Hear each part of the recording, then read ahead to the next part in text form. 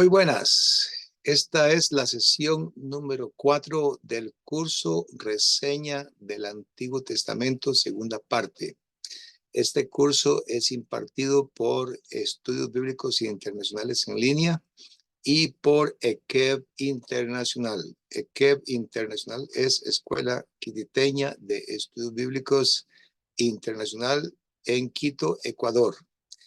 Vamos a explicar que esta es la sesión número 4 y que corresponde a un curso de 10 sesiones. El día de hoy corresponde abarcar contenido tal como cuadro cronológico de los profetas y el libro de Isaías. Vamos a estar haciendo una reseña de dicho libro.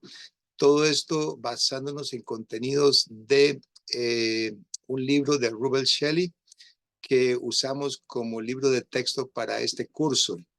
Y el título de este libro es un estudio libro por libro de la Biblia, un estudio libro por libro de la Biblia o del Antiguo Testamento. Muy bien, sin más preámbulo, vamos a compartir pantalla. Compartimos pantalla para entrar directamente al cuadro cronológico. Aquí tenemos el cuadro cronológico de los libros proféticos. Es muy importante ubicarnos cronológicamente en una línea del tiempo. Aquí Rubel Shelley nos ofrece una propuesta de línea del tiempo vertical, donde el libro más antiguo es el libro profético de Abdías y el libro más reciente es el libro de Malaquías. Estamos hablando de un total de 17 libros, 17 libros. De esos 17 libros, 5 son profetas mayores y el resto son profetas menores. Explicamos que son 17 porque estamos incluyendo como libro profético también el libro de Lamentaciones, que sabemos que lo escribió Jeremías. Este utilísimo cuadro cronológico tiene anotaciones a los lados. Una vez ordenados los libros proféticos de forma cronológica, tenemos entonces que después de Abdías está Joel, Jonás, Amós, Oseas, bueno, así por el estilo usted puede leerlos en el contenido que se le da por escrito. Y a la par de cada uno de ellos está entre paréntesis el año aproximado cuando vivieron estos profetas. También es importante entender que este grupo de profetas que está aquí ordenado cronológicamente desde Abdías hasta Malaquías, repito, este es un orden cronológico, no es un orden como el que se encuentra en nuestras Biblias, ya que en nuestras Biblias, específicamente en la Reina Valera, los tenemos agrupados en dos grupos mayores. Uno de ellos es el grupo de los profetas mayores y el segundo es el grupo de los profetas menores. Así que para explicar, ¿verdad?, que este orden que está aquí no corresponde al orden en el cual los encontramos en nuestras Biblias. Bueno, en cuanto a estos dos libros primeros, tenemos que Abdías y Joel son libros cuyas fechas son las más inciertas de todos los libros proféticos. Así que Rubel Shelley les asignó fecha aproximada 845 años antes de Cristo y a Joel le asignó Rubel Shelley 830 años antes de Cristo.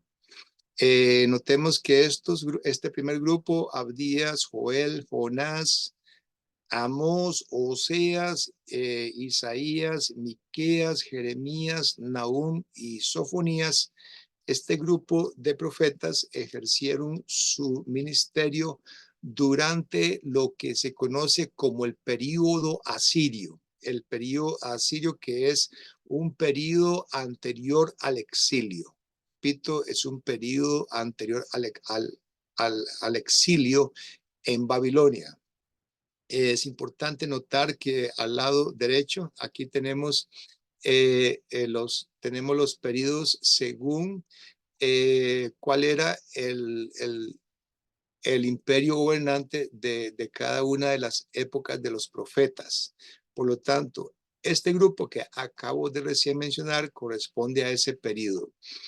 Luego se dan una serie de eventos históricos, entre ellos la caída de Nínive, que era la capital de Asiria, y en el 606 aproximadamente comienza Babilonia a ejercer dominio, y es cuando se deporta los primeros cautivos de Judá a Babilonia. Y durante ese periodo el profeta que destaca es Habacuc, quien vivió o ejerció su ministerio aproximadamente desde el 612 al 606 antes de Cristo. Aquí estas fechas es importante aclarar, por si cometí el error de decirlo incorrectamente, no son fechas durante las cuales vivieron, son fechas durante las cuales aparentemente ejercieron su ministerio, pero parece que son fechas durante las cuales también vivieron. Pero en el caso de Habacuc está claro que es la fecha durante la cual él ejerció su ministerio. Muy bien, entonces tenemos que Habacuc ejerce su ministerio en esos años, y es cuando comienzan a a ocurrir las primeras deportaciones de judíos a Babilonia. Si usted recuerda bien Habacuc, ¿verdad? Pregunta ¿hasta cuándo? ¿Hasta cuándo va a tener dominio el mal? En este caso, el mal es Babilonia. Luego tenemos este grupo de profetas que son Daniel, Ezequiel y Lamentaciones. Ahí están las fechas en las cuales ellos ejercieron su ministerio. En este caso, estos profetas lo ejercieron durante el exilio, o sea, durante el periodo babilónico. En otras palabras, son profetas que escribieron su profecía, o que, bueno, más bien llevaron a cabo sus actos proféticos mientras estaban esclavos, mientras eran cautivos en Babilonia. Luego tenemos que viene un momento en el cual ya Babilonia pierde poder y entra Persia. Persia conquista a Babilonia aproximadamente en el año 539 antes de Cristo. Y entonces allí entran otros profetas a tener expresión de su ministerio, entre ellos Ageo, Zacarías y Malaquías. Notemos que Lamentaciones se da durante el exilio, durante el cautiverio en Babilonia. Lamentaciones, si usted lee Lamentaciones, podrá ver por qué Jeremías se expresa de esa manera tan dolida de lo que está pasando en Jerusalén. Muy bien, el periodo persa se da y los profetas son estos tres, los cuales se les conoce como profetas posteriores al exilio. Muy bien. Bueno, en cuanto a este cuadro, es importante hacer notar que nosotros necesitamos estudiar bien el periodo histórico en el cual le correspondió a cada profeta ministrar. Ese estudio es muy importante para poder hacer una exégesis correcta de los pasajes, porque cuando uno estudia los profetas, puede estar cometiendo el error de coger expresiones proféticas fuera de contexto. Y es lo que la mayoría de los usuarios de este texto, de estos textos, es uno de los errores que más se comete. Así que tengamos mucho cuidado cuando hacemos exégesis, cuando hacemos aplicación. No se puede aplicar directamente. Lo que estos profetas dijeron a sus respectivas audiencias, no lo dijeron directamente a nosotros. Por lo tanto, hay que hacerle un tratamiento hermenéutico correcto a los textos. Vamos a intentar Por lo tanto, explicar ahora el libro de Isaías es una lectura muy difícil. Estamos hablando de un libro bastante largo y nuestro autor, Rubel Shelley, hizo todo lo posible por hacer una explicación, una reseña del libro de Isaías. Tenemos que son 66 capítulos.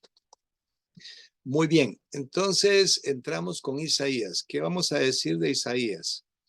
Que estamos ingresando, según Rubel Shelley, en la última sección principal del canon del Antiguo Testamento. Como ya lo dijimos, son 17 el total de libros de profecía que se escribieron, porque hay profecías cuyos profetas no las escribieron.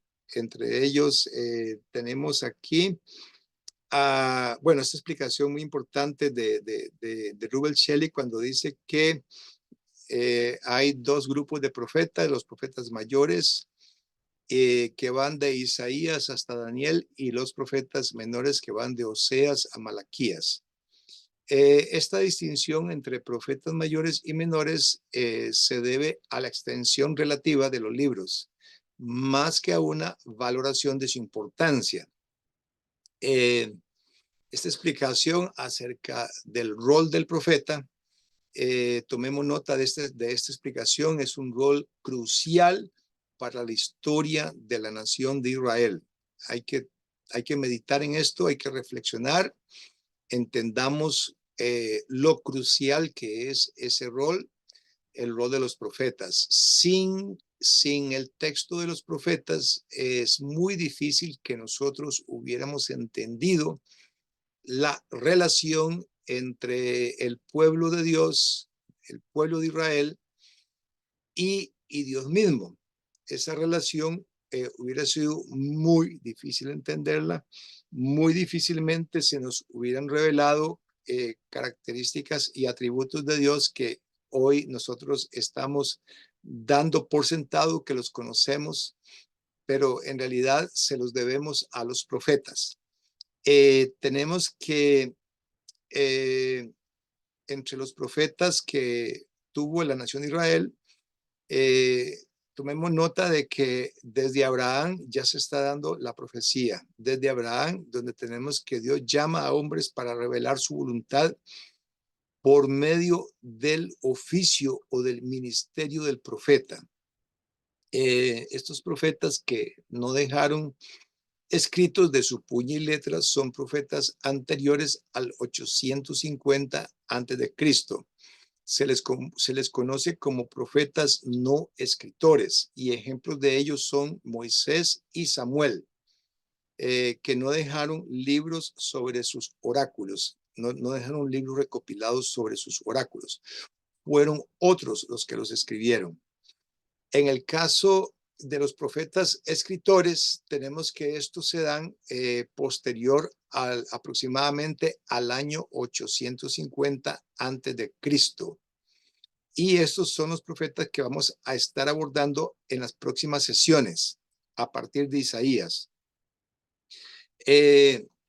Bueno, aquí esa explicación también es muy interesante en el sentido de que los profetas del Antiguo Testamento, a ellos no les preocupó en momento alguno fundar una nueva religión, sino que la única preocupación de ellos fue llamar a los judíos a volver a la ley dada a través de Moisés. Es importante citar lo que dice Segundo de Reyes, capítulo 17, versículo 13, donde dice: Jehová amonestó entonces a Israel y a Judá por medio de todos los profetas y de todos los videntes, diciendo: volveos de vuestros malos caminos y guardad mis mandamientos y mis ordenanzas conforme a todas las leyes que yo presidí a vuestros padres y que os he enviado por medio de mis siervos los profetas. Entonces, esto significa que los profetas abordaron situaciones históricas inmediatas al contexto histórico inmediato de ellos. Pero también es importante señalar que los profetas predijeron mucho sobre el Mesías venidero. Hablemos ahora del ministerio de Isaías, el cual abarca desde el año 740 al 690 antes de Cristo, que son aproximadamente 50 años. Y el trasfondo bíblico del ministerio profético de Isaías se encuentra en Segundo de Reyes capítulo 15, en Segundo de Reyes capítulos 15, 16, 17, 18, 19 y 20.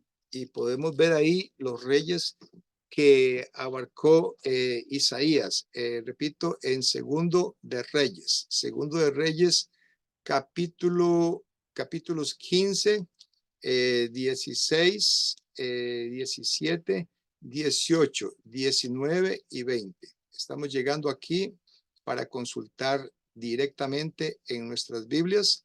Tenemos que en Segundo de Reyes capítulo 15 está aquí mencionando el autor los reinados más importantes. Está el reinado de Azarías.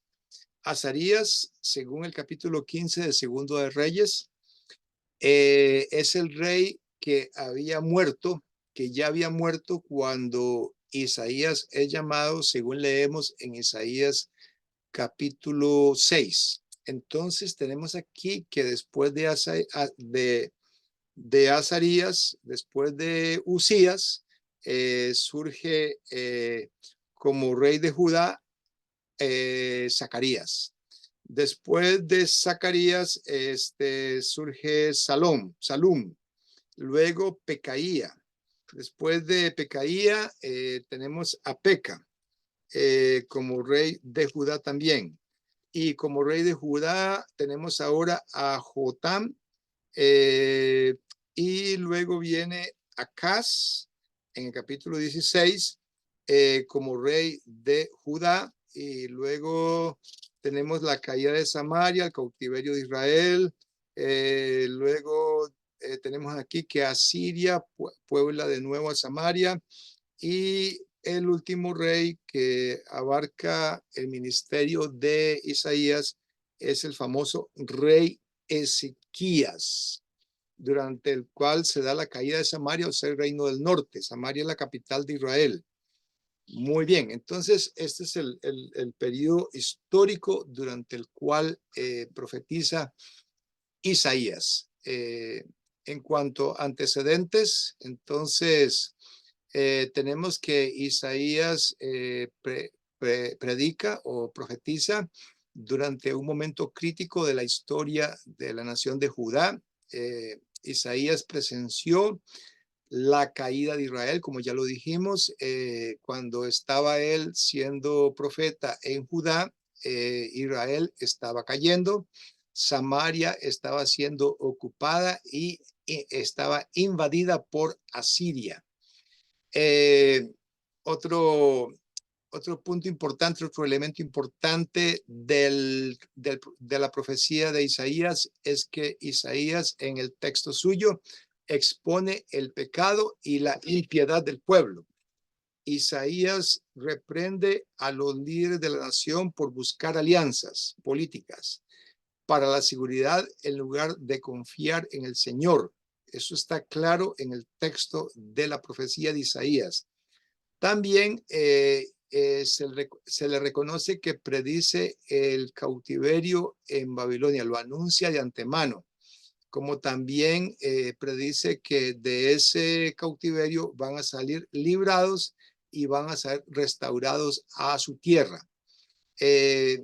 Por lo tanto, hablando históricamente, Isaías miró más allá de todos los eventos de su propio tiempo problemático, y su profecía abarca incluso el sufrimiento y el reinado del Mesías. Isaías, en cuanto a características personales del profeta, tenemos que era un hombre bien educado, Era un hombre familiarizado con la corte real y consciente de la escena internacional. Estaba bien informado y estaba en contacto con los acontecimientos internacionales. Se le reconoce su habilidad como orador y como autor. Y esto ha llevado a algunos eruditos a etiquetar a Isaías como el más grande de los profetas escritores, y el tiempo de Isaías como como la edad dorada de la profecía. Tomemos nota de estas maneras como se describe como se describe la profecía de Isaías. Es decir, es una profecía tan exquisita, una profecía que tiene cierto atractivo literario y que el valor literario hace entonces que se crea que Isaías fue un orador y un autor de textos muy habilidoso. Según se cuenta la tradición, ¿verdad? Según cuenta la tradición, no es algo que se consta históricamente. Eh, Isaías murió siendo aserrado por la mitad durante el reinado de Manasés. Posiblemente esa sea una de las referencias a las cuales se hace, de las cuales se hace referencia, valga la redundancia, en Hebreos capítulo 11, versículo 37. También una nota aquí que no es tan importante es que hay estudiosos eruditos liberales que objetan, que cuestionan la unidad del libro. Ellos creen que en los capítulos 39 y 40 hay un cambio en el tono del texto, es decir, que aparentemente en esos capítulos retoma la escritura del texto otros autores. Pero de esto hay mucho debate. Recomendamos a ustedes estudiar en la plataforma que estamos usando para este curso.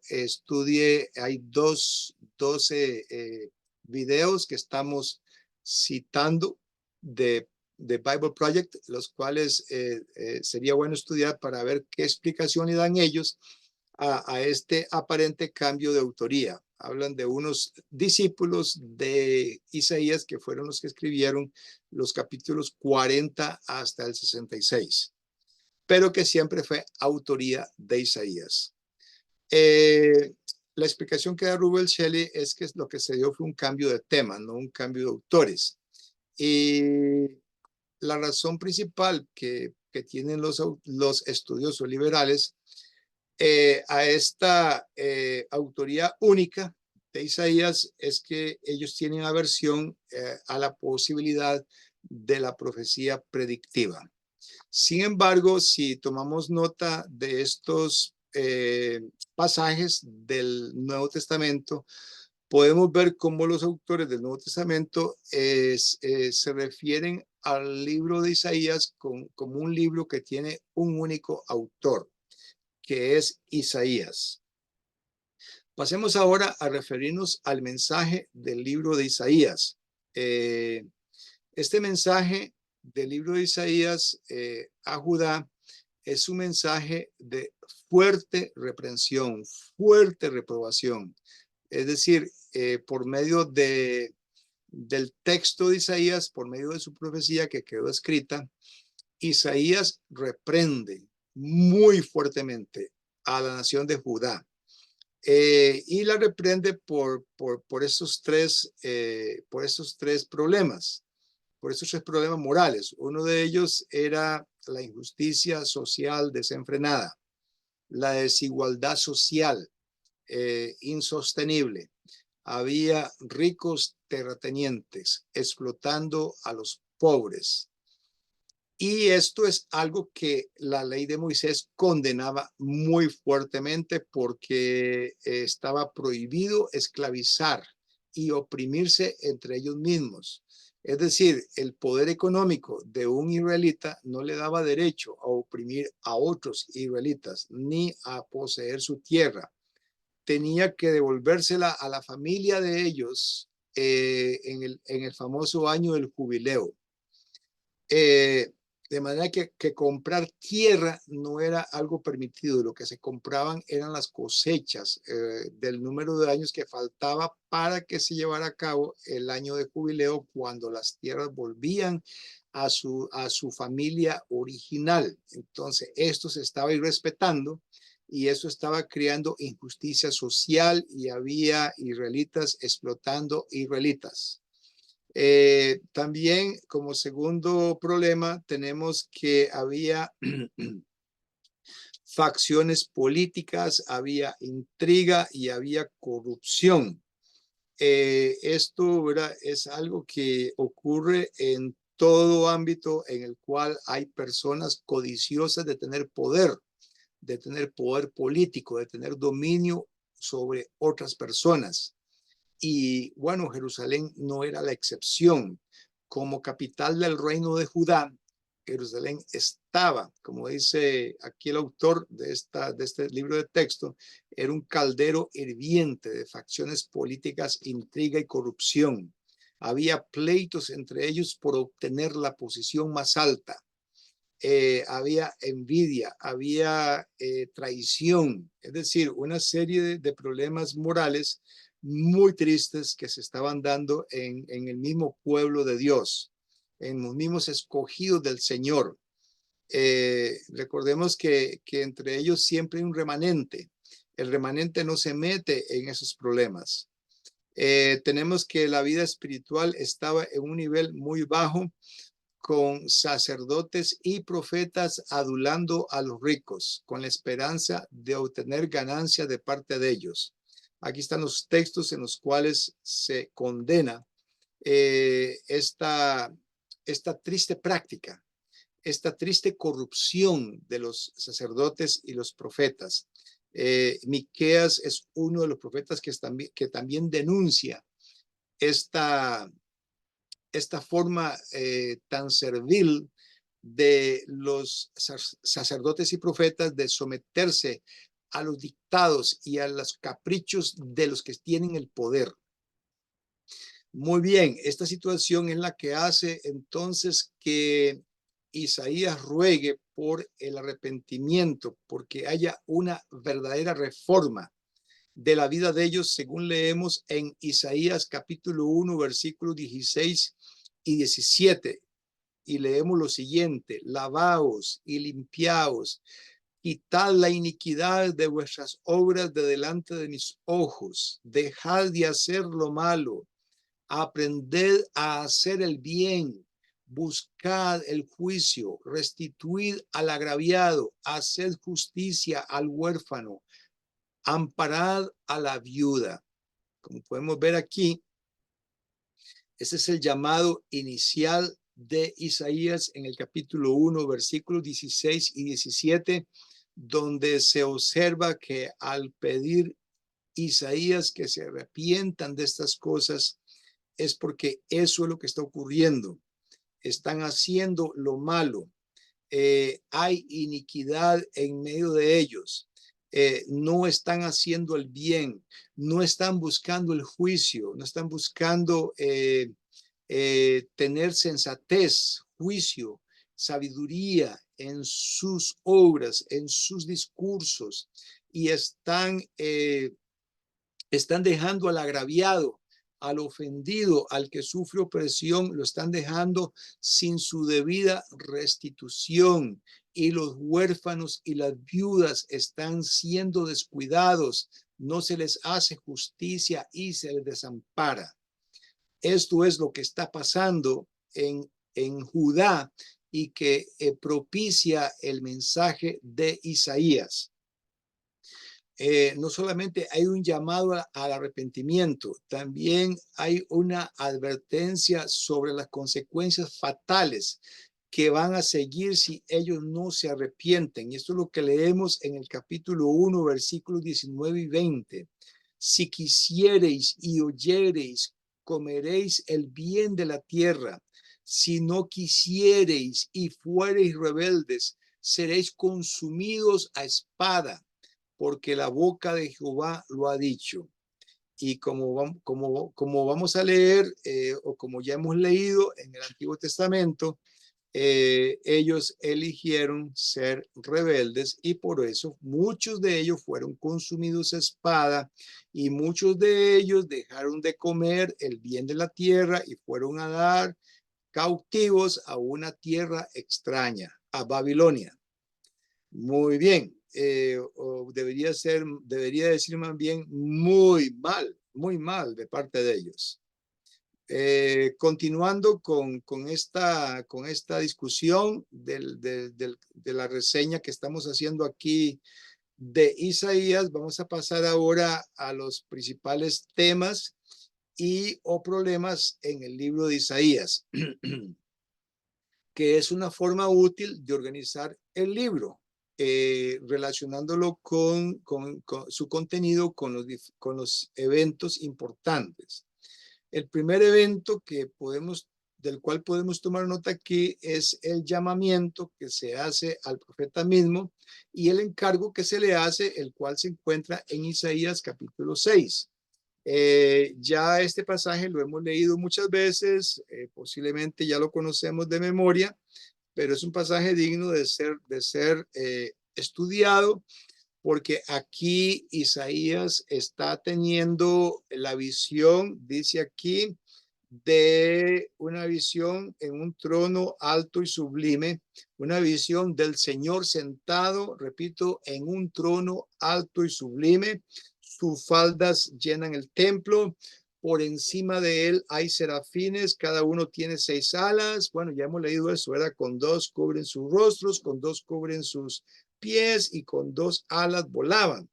Y el uno al otro daba voces diciendo: Santo, Santo, Santo, Jehová de los ejércitos, toda la tierra está llena de su gloria. Bueno, este es lo que ocurrió en el año de la muerte del rey Usías, según Isaías, y es el momento en el cual él es llamado. De esto da cuentas también Segundo de Reyes 15, del 1 al 7, y Segundo de Crónicas 26, del 16 al 23. En esta aparición o esta visión que tiene Isaías del Señor, de su santidad, en esa visión es donde Isaías se da cuenta de su propia indignidad y de su pueblo, y la de su pueblo también. Porque él dice aquí, ay de mí que soy muerto, porque siendo hombre inmundo de labios y habitando en medio de pueblo que tiene labios inmundos, han visto mis ojos al Rey Jehová de los ejércitos. Son palabras donde Isaías expresa el espanto, el horror que le causó esta visión, porque recordemos que en Éxodo dice que nadie puede ver al Señor y vivir. Y eso lo tenía muy claro Isaías. Y él estaba seguro que iba a caer muerto ahí mismo, en ese momento. Pero ¿qué pasó? Recordemos que lo que pasó fue que uno de los serafines tomó carbón encendido con tenazas del fuego del altar y con ese carbón quemó simbólicamente, podría decirse, los labios de Isaías para que se sintiera limpio de su pecado y quitada su culpa. Entonces, esto fue lo que le permitió a Isaías recibir el encargo que el Señor le estaba haciendo. Como primer evento importante para nosotros entender lo que está pasando en el libro de Isaías. Tenemos otro evento importante que es la llamada guerra sirio-efraínita. Repito, la guerra sirio y efraínita, esta guerra que ocurrió en aproximadamente el año 734 antes de Cristo, de la cual se habla en Isaías capítulo 7. En esta situación conflictiva fue que Israel, que el reino del norte, como ya nosotros lo hemos estudiado, Israel estaba teniendo conflicto con Judá, el reino del sur. Entonces Israel y Siria forman una alianza. Recordemos que se trata de Siria, no de Asiria. Israel y Siria forman alianza para enfrentarse a los amenazadores asirios. Y ellos le piden a Acaz, rey de Judá, a unirse a esa alianza para mantener a raya a los asirios, que estaban siendo peligro de invasión para el reino del norte, para Israel. Y bueno, como Acaz se negó, entonces Siria e Israel intentaron deponer a Acaz y poner a alguien que estuviera de acuerdo con la estrategia militar de ellos. Es decir, iban a intervenir. El rey de Siria y el rey de Israel iban a intervenir en el reinado de Judá. Y lo que hace Isaías es aconsejarle a Acaz que no les tenga miedo, que son tizones, les dice, tizones que se van a pagar, tizones insignificantes, y que confiara en Dios. Pero ¿cuál fue el error que cometió Acaz? Que se negó a escuchar a Isaías. Entonces apeló a Asiria en busca de ayuda y se le dijo por Isaías que Asiria no solamente destruiría a Israel, sino que también arrasaría con Judá. Y eso fue lo que pasó. Muy bien. Entonces, este es otro evento. Tercer evento. El tercer evento es la invasión de Sargón. Contexto histórico. Tenemos a Asdod, una ciudad filistea. Perdón, antes de esto, el año es el 711 antes de Cristo. Y la profecía relacionada con este evento se encuentra en Isaías capítulo 20. Repito, Asdod es la ciudad filistea al oeste de Jerusalén, que se subleva contra Asiria y busca ayuda de los egipcios. Y a Ezequías, rey de Judá, le solicitan unirse a esta revuelta en contra de Asiria. Pero Isaías le advierte en contra a Ezequías que haga tal cosa, que no lo haga. Y esto lo hace con una dramática imitación de la pobreza de un esclavo en Isaías capítulo 20, donde leemos que en aquel tiempo habló Jehová por medio de Isaías y ve y quita el cilicio de tus lomos y descalza las sandalias de tus pies, y así lo hizo, andando desnudo y descalzo. Y dijo Jehová, de la manera que anduvo mi siervo Isaías desnudo y descalzo 3 años, por señal y pronóstico sobre Egipto y sobre Etiopía, así llevará el rey de Asiria a los cautivos de Egipto y los deportados de Etiopía a jóvenes y ancianos. Fue una forma muy dramática como Isaías profetizó en contra de unirse Ezequías a Israel a los filisteos que querían pelear contra que los filisteos estaban uniéndose a los egipcios. Muy bien, el cuarto evento que tenemos aquí es la invasión de Sennacherib. Sennacherib en el año 701 antes de Cristo, y esto se recoge en Isaías capítulos 36 y 37.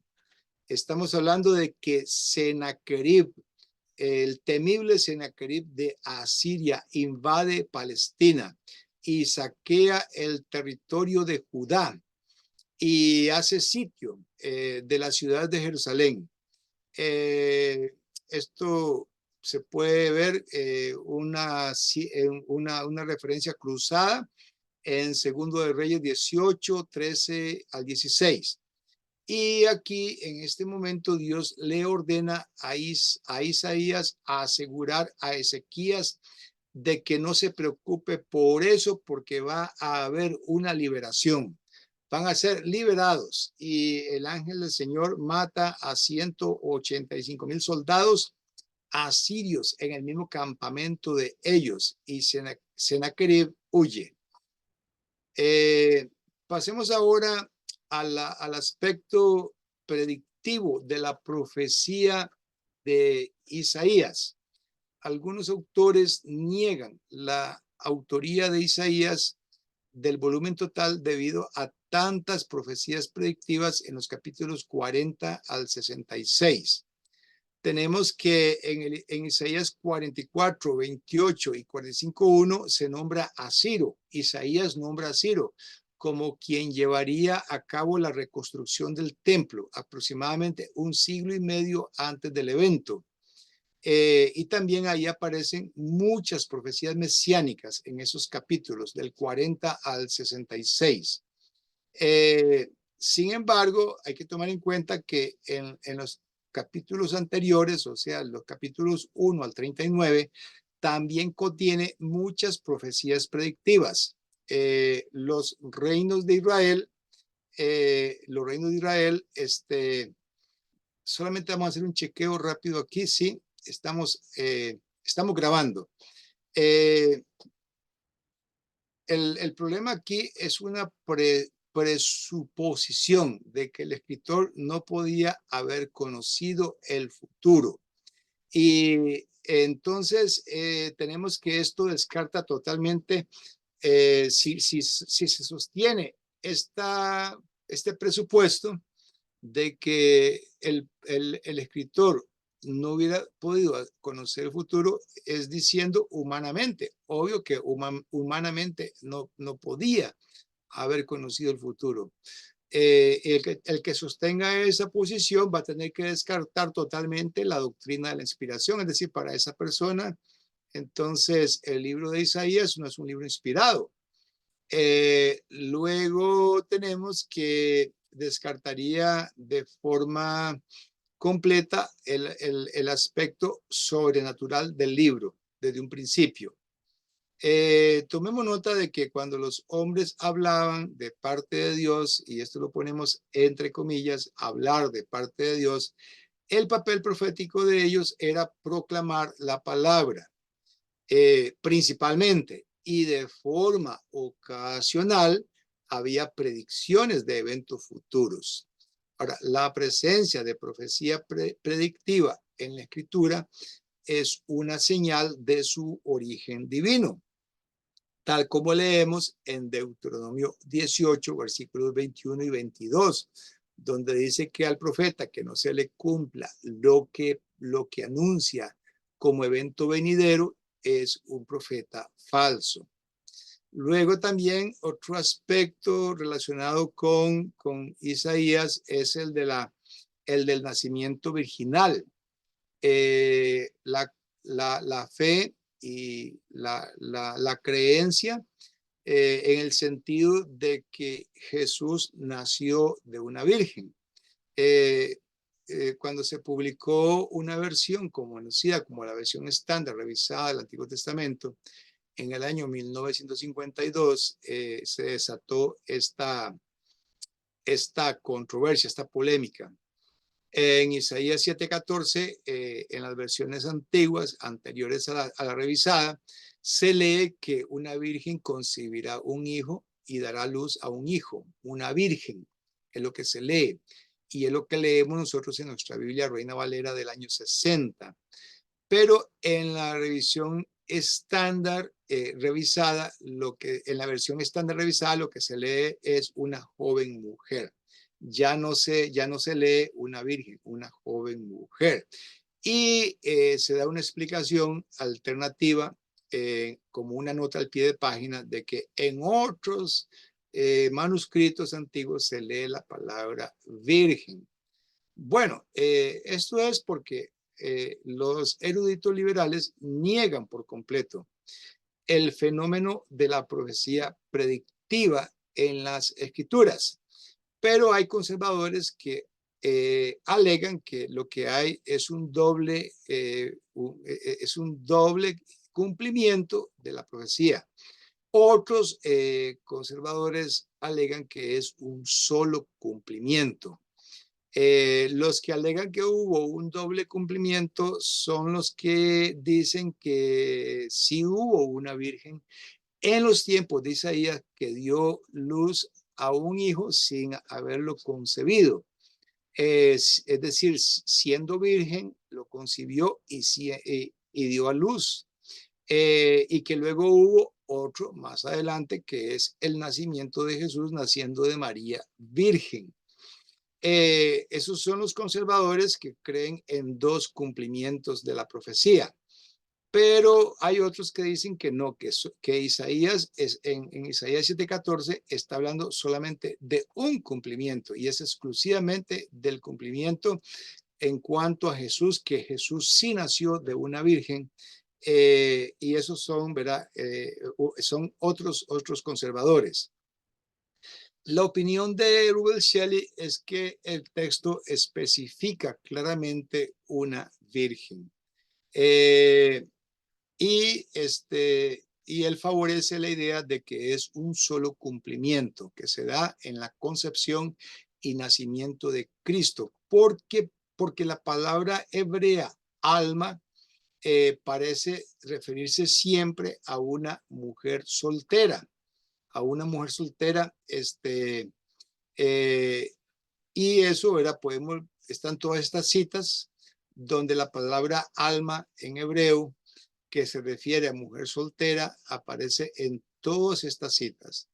Pero betula, que es la palabra que usa Isaías 7:14, que se traduce como doncella o virgen, puede referirse a una mujer casada.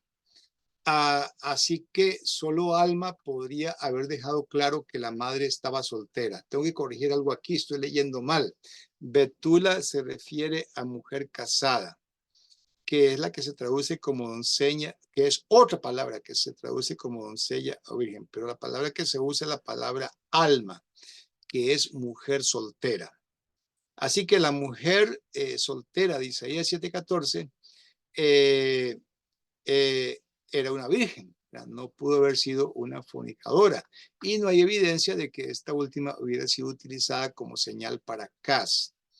Y a Acaz lo que se le está haciendo es hablándosele de un nacimiento que ocurriría 700 años después, perdón. Y la promesa inmediata para él, que fue en el corto tiempo que ese hijo pasara por su infancia, que los dos reyes que lo amenazaban serían devastados, según Isaías 7:15 al 16, el cual considero que deberíamos leer. Repito, Isaías 7:15 al 16.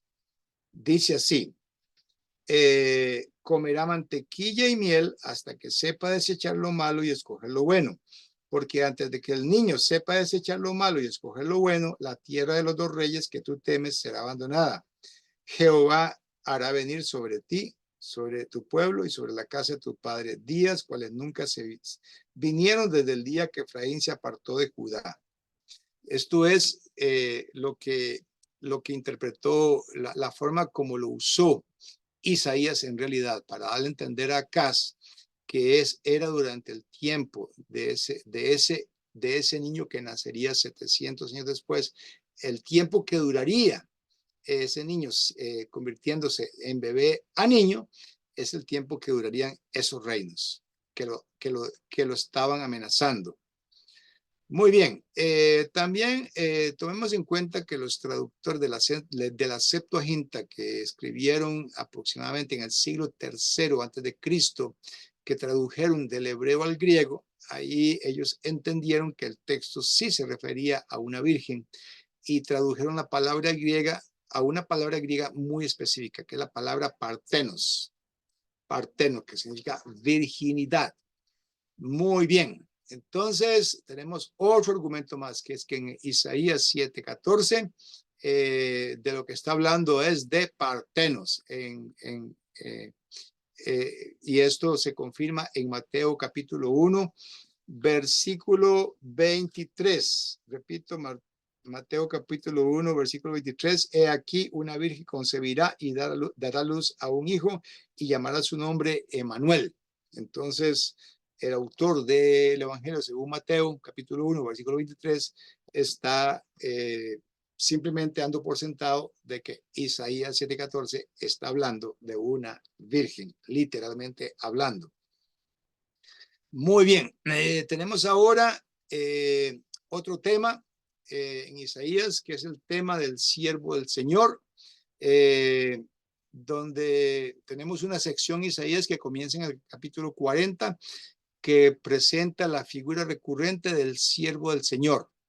Y a veces este siervo está claramente identificado con la nación de Israel, como en Isaías 49:3, y en otras ocasiones se distingue de esa nación. En Isaías capítulo 49, versículos 5 y 6.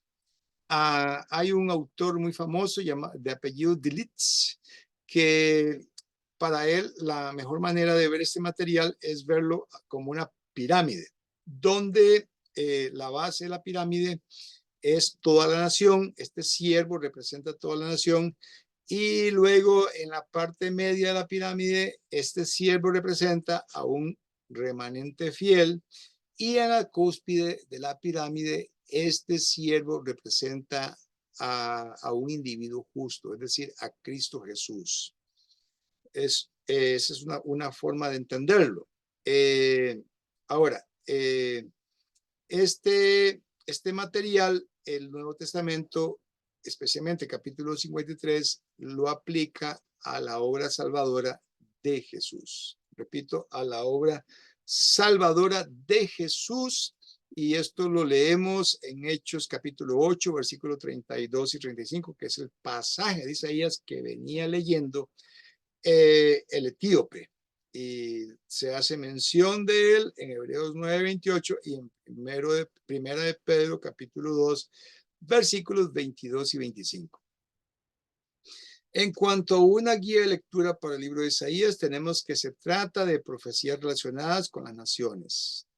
Esto lo tenemos en los capítulos 1, versículo 1, hasta el capítulo 35, versículo 1. Donde el libro abre con una serie de amenazas contra varias naciones de la época de Isaías. Y en primer lugar, Judá es juzgada por el Señor.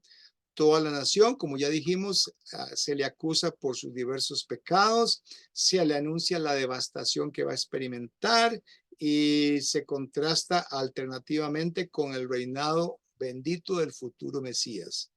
En este momento el profeta relata su llamado y encargo hecho a Dios en el capítulo 6, versículo 1 al 13, y luego sigue el llamado libro de Manuel, que es a partir del capítulo 7, que promete la venida del Mesías en el contexto de la guerra sirio-efraínita. En segundo lugar, se dan una serie de profecías específicas contra Babilonia. En el capítulo 13, versículo 1 y hasta el versículo 23 del capítulo 14. Y así se van dando los pasajes, los versículos en los cuales se profetiza en contra de cada una de las naciones como Asiria, Filistea, Moab, Damasco, Cus y Egipto. Babilonia nuevamente, luego Edom, Arabia, Jerusalén y Tiro. Muy bien. Otro elemento para la lectura de Isaías es que Isaías da algunas profecías muy generales sobre el juicio celestial de la tierra en el día del Señor, en el capítulo 24.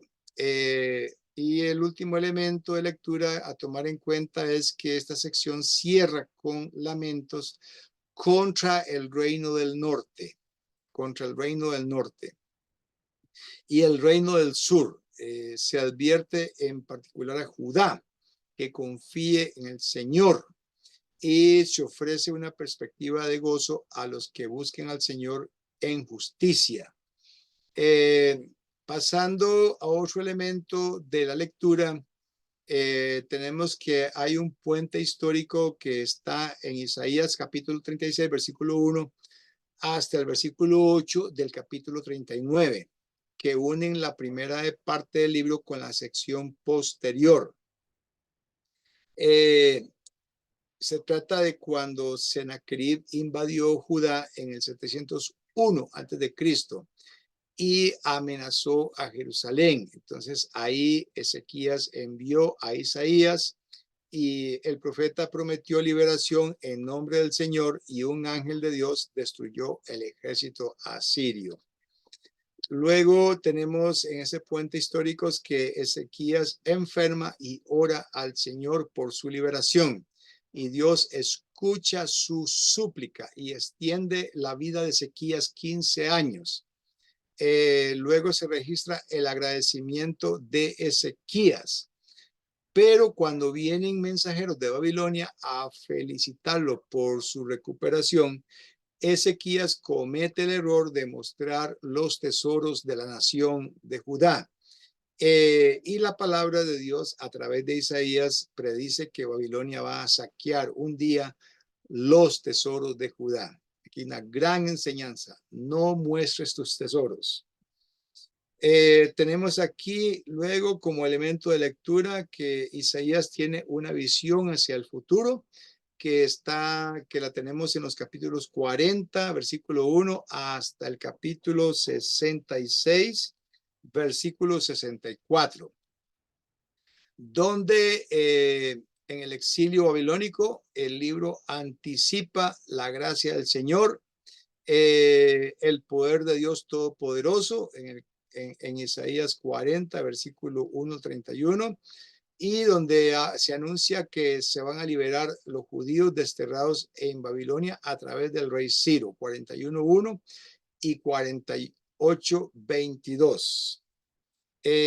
Tenemos que más allá de la restauración a su tierra natal a través de Ciro, el profeta apunta a la liberación última que vendría a través del siervo sufriente, anticipando la gloria que acompañaría su gran obra. Entonces lo que tenemos es un doble cumplimiento de profecía.